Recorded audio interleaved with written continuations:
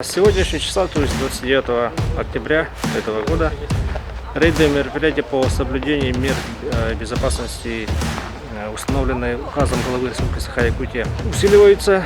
Если раньше на рейды выходили по одной группе, то сегодняшнего числа выходит по 4 группы каждый день и круглосуточно, то есть и днем, дневные рейдовые мероприятия и ночные рейдовые мероприятия проводят.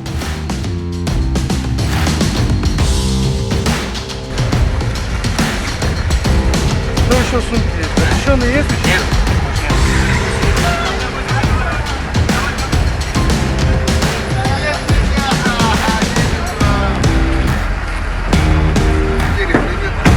Я пока до 12 работаю, а с завтрашнего дня уже только до 10.